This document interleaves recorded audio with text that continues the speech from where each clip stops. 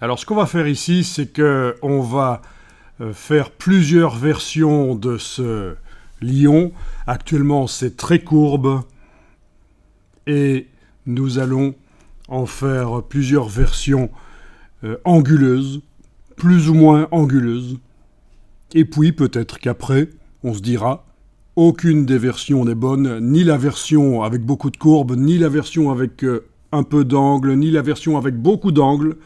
Et on en arrivera à la conclusion que nous devrons faire un mix entre ces versions. Et en fait, ça fait partie du boulot du graphiste, de faire des embranchements créatifs comme ça. Version courbe, dans ce cas-ci, version un peu anguleuse, version très anguleuse.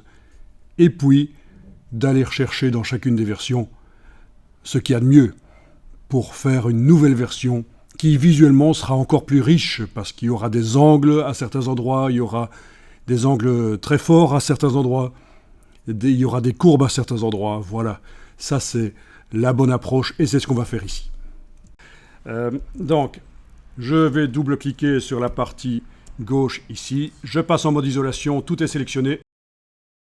Objet, tracé, simplifié.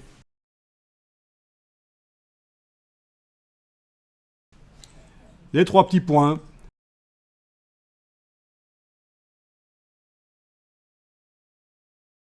Cocher, convertir en ligne droite.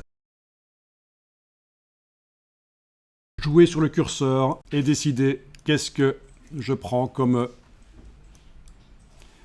simplification en ligne droite. Et vous cliquez sur OK. Et voilà, vous avez une version différente avec des droites. Vous sortez de la répétition, voilà, de l'isolation, et vous enregistrez, et en principe, ah non, il faut que j'enregistre bien, moi. Donc j'avais appelé ça symétrie 11 anguleux. À cause de mon plantage, j'ai pas réouvert le bon fichier en fait, mais c'est pas grave, on s'en sort. Voilà. Voilà, vous avez enregistré le fichier. Bon, j'espère que vous n'êtes pas allé trop loin dans la simplification, parce que si les yeux, par exemple, ce sont juste deux droites, l'une à côté de l'autre, vous êtes allé trop loin, et ça risque d'être ennuyeux pour la suite. Il me faudrait quand même une version où les formes restent avec à peu près leur dimension qu'elles avaient. Juste que c'est plus des courbes, ce sont des droites.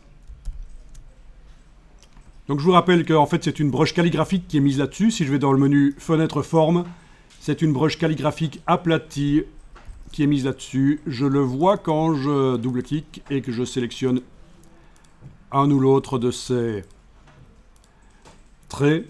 C'est cette broche-là, donc une broche elliptique penchée. Voilà.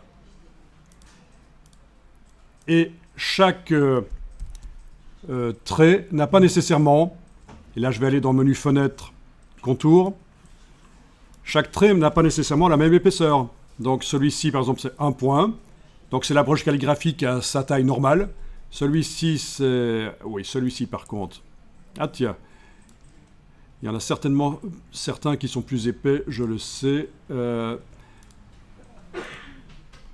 Ok, ça c'est un groupe, l'oreille là, donc je suis obligé d'utiliser la flèche blanche plus derrière la flèche blanche pour avoir accès à chaque...